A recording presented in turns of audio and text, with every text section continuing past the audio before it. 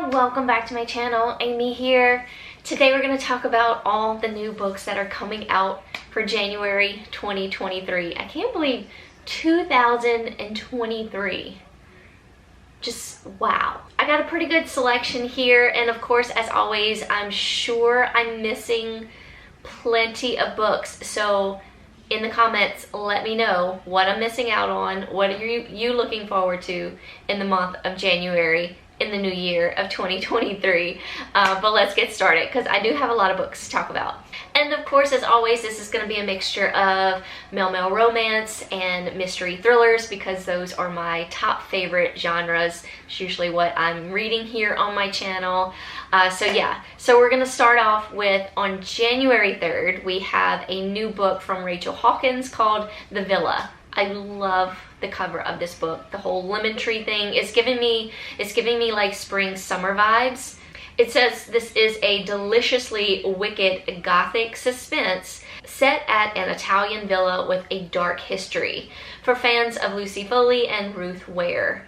As kids, Emily and Chess were inseparable, but by their 30s, their bond has been strained by the demands of their adult lives. So when Chess suggests a girl's trip to Italy, Emily jumps at the chance to reconnect with her best friend.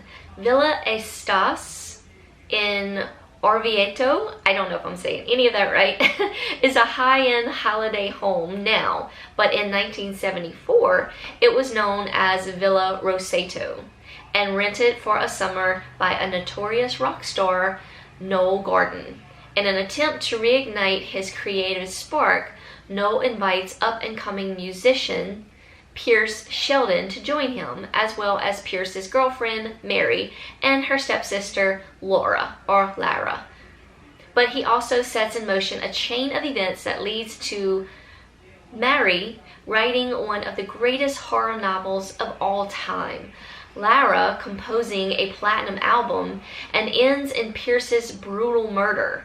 As Emily digs into the villa's complicated history, she begins to think there might be more to the story of that fretful summer in 1974. So it looks like we may have a little bit of a timeline, and we have our present day Emily looking into the history of this villa that her and her best friend are going to, I guess, stay at for the summer just to reconnect their friendship. It sounds really fun. I'm all about a good timeline of events, a murder that happened in the past, looking at what could have happened now in the future at this villa. I'm all about it. Also on January 3rd, we have The House in the Pines. This is by Anna Reyes. I've never read anything by this author, so let's see what it says. Armed with only hazy memories, a woman who long ago witnessed her friend's sudden, mysterious death and has since spent her life trying to forget, sets out to track down answers. What she uncovers deep in the woods is hardly to believe. I don't want to read too much into it, but it looks like we have a mysterious death that happened in the past, and another mysterious death that is very similar to the one that happened in the past that is happening recently to one of our, well, not to one of our characters, but is bringing back the memory of this mysterious death in her past. And I'm guessing also that this mysterious death took place in this house. It continues to say, utterly unique and captivating. The House in the Pines keeps you guessing about whether we can ever fully confront the past and return home. Just sounded really good.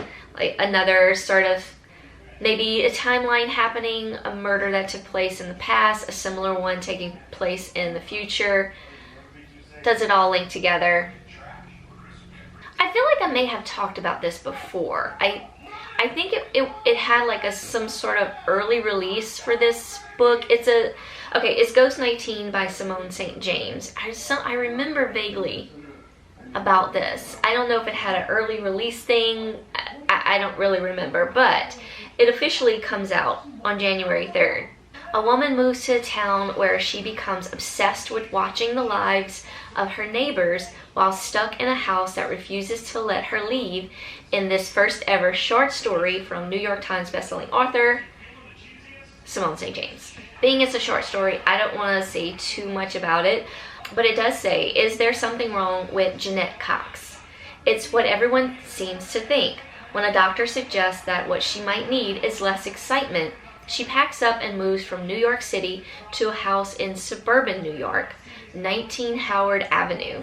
The town offers Jeanette little in the way of entertainment in 1959, but at least she has interesting neighbors. We're just going to leave it at that.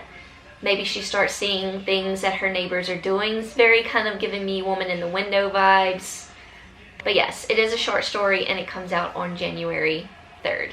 Also on January 3rd, super excited about this. This is Nick and Charlie by Alice Olson. This is just a little novella, just a little catch up on Nick and Charlie is what it looks like. It says, Nick and Charlie face one of their biggest challenges yet. Absence makes the heart grow fonder, right? Everyone knows that Nick and Charlie love their nearly inseparable life together, but soon Nick will be leaving for university and Charlie, a year younger, will be left behind. Everyone's asking if they're staying together, which is a stupid question, or at least that's what Nick and Charlie assume at first. As the time to say goodbye gets inevitably closer, both Nick and Charlie start to question whether their love is strong enough to survive being apart. Charlie is sure he's holding Nick back, and Nick can't tell what Charlie's thinking. Things spiral from there. Everyone knows that first loves rarely last forever. What will it take for Nick and Charlie to defy the odds? So cute. I can't wait. January 3rd. On January 6th, a male romance coming out. This is going to be the third book in K.M. Newhold's Big Bull Mechanics series. I still have not read the second book, but I love the first book. I will be continuing the series, of course. But this is Stick Shift by K.M. Newhold. Like I said, the third book in the series. This one looks like it's going to be possibly about a possibly straight best friend. Let's see. Is it possible my straight best friend had a sudden stick shift? I made peace with my hopeless crush on my straight best friend Journey years ago. It helps that he's never in the country long, and our relationship consists of sporadic texts and video chats at odd hours. Now Journey is back in the country, in my space, sharing my bed, and something is changing between us. Neither of us has a clue how to run the small farm his uncle left him, but I'm willing to be the idiot standing next to him, figuring it out. Is he looking at me different? Is he touching me more? Straight guys don't normally kiss other men, right? I don't know what's happening between us, but I'll put things in gear and floor it all the way. It goes on to say, Stick Shift is a bi-awakening best friends to lovers story with farm animal shenanigans and nosy mechanics. On January 8th, we get another book from Mr. Talbert. The rest of the story says the rest of the story is a friends to lovers, hockey players, teammates, male-male romance, and includes themes of survivorship. The rest of the story is set in the same universe as Gravity, but each novel can be read independently, so you do not need to read Gravity first to enjoy the rest of the story. I still need to read Gravity, and I probably will read it before I get to this one, but it's good to know you don't have to. Let me earn it. I keep things simple. I'm a classic one-night wonder. Relationships? Are you out of your mind? No way. Not interested. My heart is rubber, puck hard, and that's the way I like it. Then I'm traded to the absolute worst team in the NHL, the Rocky Mountain Outlaws, and I'm hit with a 1-2 punch. First, I'm asked to step up and lead the team, which is every kind of bad idea you can imagine. I'm a head down, mind my own business kind of guy. Mr. Uninvolved, Mr. No, not me, Mr. Find someone else. But these players have been through a mess of hell, and someone thinks I can help pull them together. The first day I'm in Boulder, I go over the boards and come face to face with a pair of blue eyes and lose my heart. Meet my new co-captain, Shay Darling, or Shay Darling. This crush, this infatuation is going nowhere fast. I'm head over heels, and I'm tangled up in something I can't understand or control. This isn't me. I don't fall in love. And there's nothing simple about Shay or about the Outlaws. This team is finally putting up the wins, and we are making something of ourselves. Falling for my co-captain while we're on a Cinderella run could jeopardize everything we're striving for. So it just sounds really fun. Moving on to January 10th and back to mystery thrillers, we have a new book from Stacey Willingham coming out. This is the Book of the Month copy, All the Dangerous Things. So Book of the Month actually released this as an early copy. I have not read it yet. So this will definitely be going on my January TBR. So yeah, I loved her first book.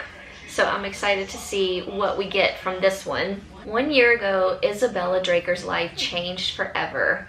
Her toddler son, Mason, was taken out of his crib in the middle of the night while she and her husband were asleep in the next room. Isabel's entire existence now revolves around finding him, but she knows she can't go on this way forever. In hopes of jarring loose a new witness or buried clue, she agrees to be interviewed by a true crime podcaster. But his interest in Isabel's past makes her nervous. I don't want to read too much into it. As always with these mystery thrillers, don't want to give too much away. But yeah, we have a missing child, a mother who will not rest until she finds her child, and then in comes a true crime podcaster. So I'm excited to see how this is going to fold out. Will we have a podcast element, podcast in a book kind of thing? I don't know, we shall see. January 10th. Another mystery thriller coming out on January 10th. This is Just the Nicest Couple by Mary Kubica. Very short synopsis here. It says 2 couples, 2 close friends, 1 missing husband. Jake Hayes is missing. This much is certain. At first, his wife, Nina, thinks he is blowing off steam at a friend's house after their heated fight the night before. But then a day goes by, 2 days, 5, and Jake is still nowhere to be found. Lily Scott, Nina's friend and co-worker, thinks she may have been the last to see Jake before he went missing. After Lily confesses everything to her husband, Christian, the two decide that nobody can find out what happened leading up to Jake's disappearance, especially not Nina. But Nina is out there looking for her husband, and she won't stop until the truth is discovered. Very vague synopsis. We just have a missing husband. What could have happened?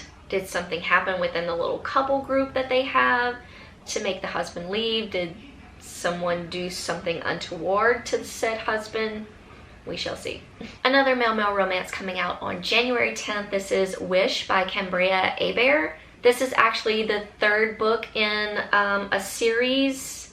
What is the name of this series? I'm not prepared for this one, y'all. The Westbrook Elite. And this is a male-male standalone, so you don't have to read the others in the series to read this one. I think it might be the only male-male in the series. Don't quote me on that though. But it does say, please note that Wish contains homophobia. There is also mention of off-page child abuse and parental death.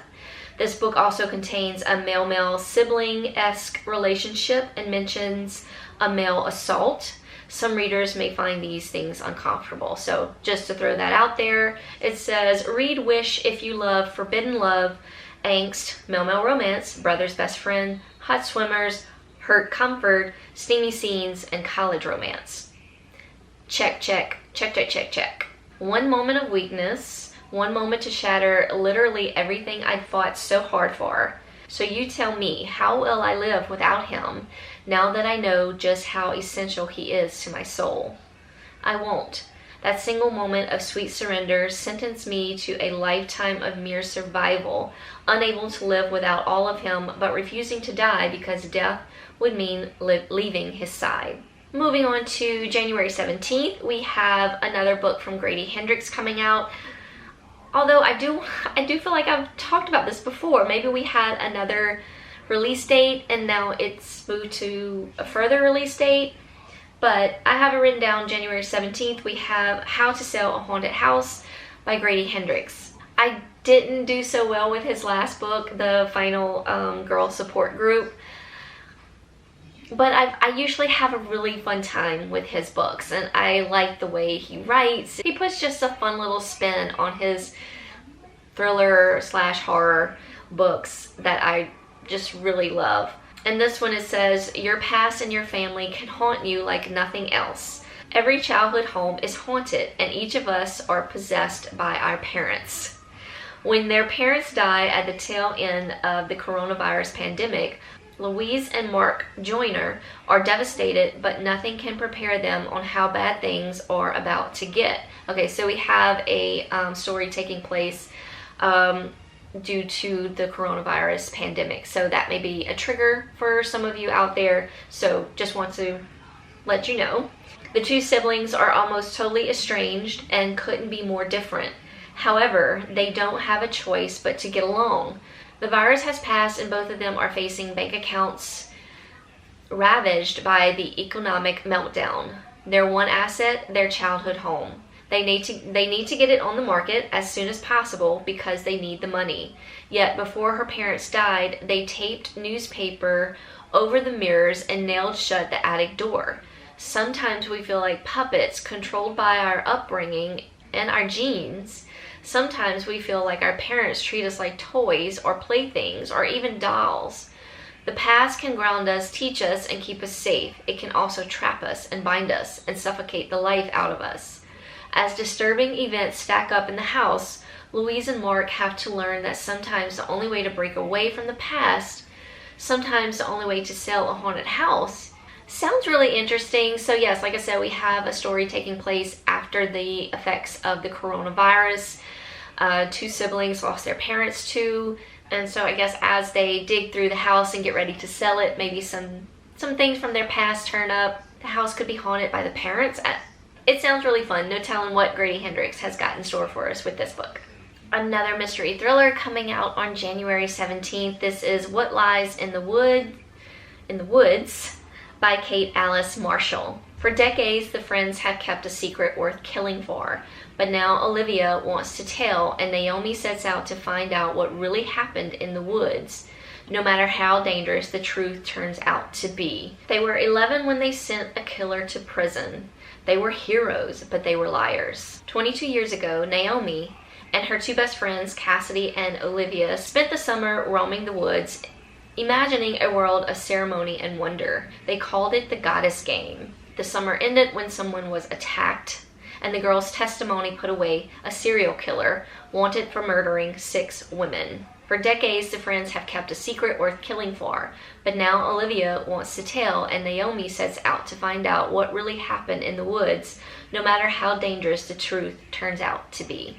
On January 23rd, it looks like we're getting another series from Riley Hart.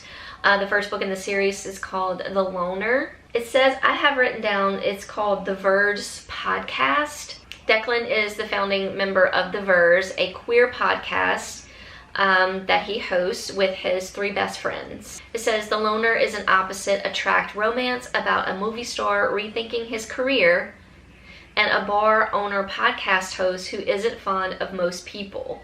Expect Southern California sun, swoon, found family, and once in a lifetime friendships. Okay, I took a short pause. I had to get this hair situated. Worst decision of my life. I am just not happy with it, and it's not my hairdresser's fault. She is amazing. I told her to do this to me, and now I'm regretting it. Like, I hated this short. I don't like, it's too blonde.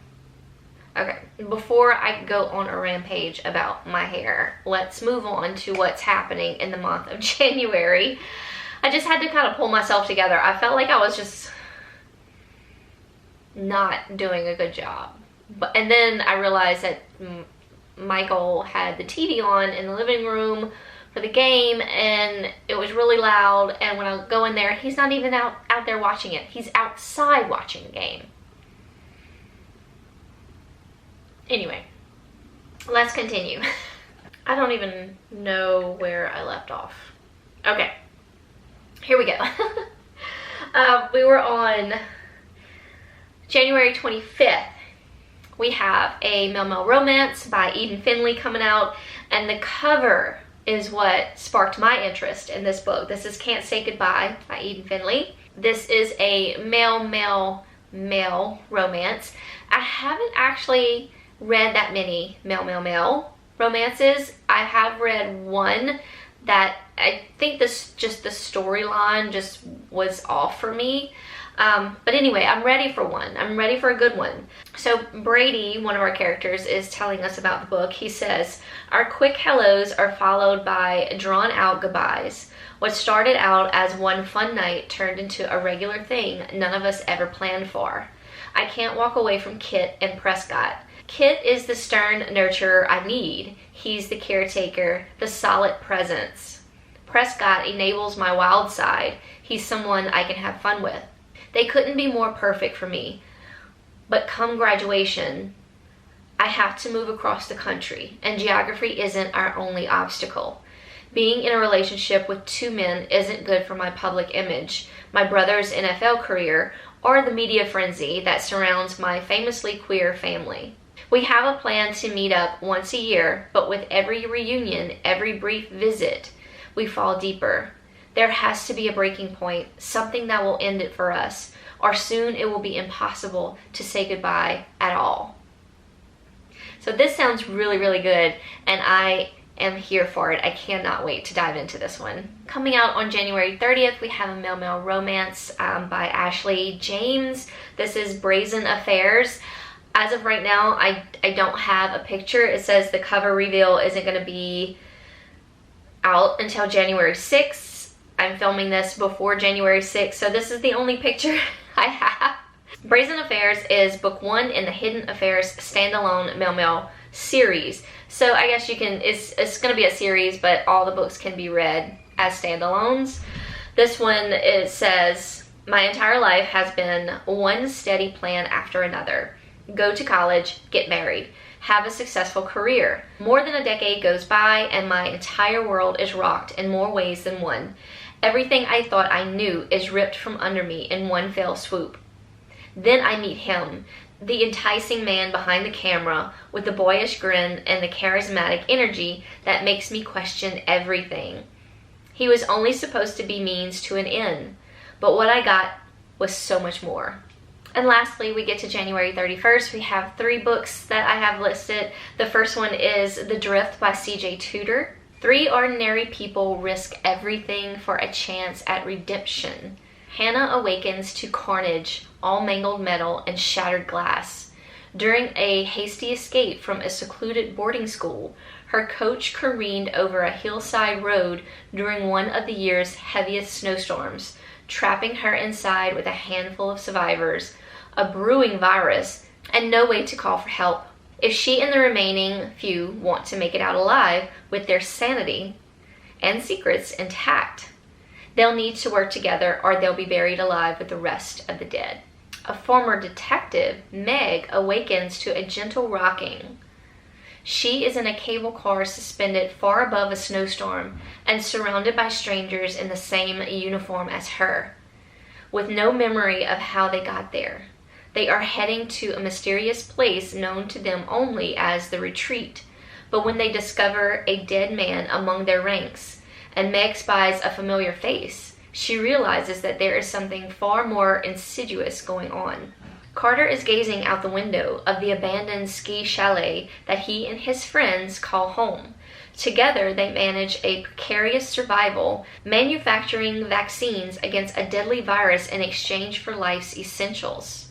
But as their generator begins to waver, the threat of something lurking in the chalet's depths looms larger, and their fragile bonds will be tested when the power finally fails for good. The imminent dangers faced by Hannah, Meg, and Carter are each one part of the puzzle. Lurking in their shadows is an even greater threat, one that threatens to consume all of humanity. So I'm guessing this evolves around a virus that has had an outbreak. So of course I'm all about it because I'm morbid like that. Also on January 31st, we get a new book in the Finlay Donovan series. This is Finlay Donovan Jumps the Gun by El Casimano. I don't want to read too much into this one in case it gives something away from the first 2 books. I have not read the second one yet. But yeah, I'm excited as I really enjoyed the first one. And I have the second one coming. I just ordered it from Barnes & Nobles. They were having a 50% off their hardcover books. So that one will be coming to me soon. So we will definitely be reading it. And lastly, another male-male romance coming out on January 31st, although it does say release date subject to change. This is Strictly Curious by Joelle Lynn. I don't think I've ever read anything by this author. This one says, I shouldn't want him the way that I do. My world flipped upside down when my dad suddenly remarried. What 10-year-old wants that surprise dropped on him? I wasn't expecting my stepbrother to become my best friend, my everything, and the source of my utter confusion. I didn't realize he was hiding something from me, and I didn't mean to see it. It made me question everything. And then Garrett, who I guess is the stepbrother, that was Tyler we heard from. Garrett says, as close as we'd become over the last 9 years, I never meant to hide my biggest secret from Tyler. I didn't want our relationship to change. What would he think if he knew I always imagined him in their place? Now that he knows the truth, how am I supposed to handle him being so curious? So it looks like we have a little stepbrothers, possibly to lovers romance here. Always a fun time. So that's all I got written down for the month of January, starting the year off in 2023. Of course, as I said in the beginning, let me know down in the comments what I'm missing. I know there are many books out there that I probably overlooked or did not see. So let me know in the comments down below. This is going to be a fun video to edit because I was all over the place. This has probably taken me almost 2 hours to film. But bear with me as I get my filming groove back into it. I've been doing nothing but vlogging, so my actual filming groove is a little off. But anyway, here we are. Thank y'all always so much for watching. Hope you're all doing well out there, enjoying the beginning of the new year. Hugs from me all around, and I'll see y'all very soon in another video. Bye y'all. God, I can't talk today. Why do I want to say that? Hold on. I'm so not prepared.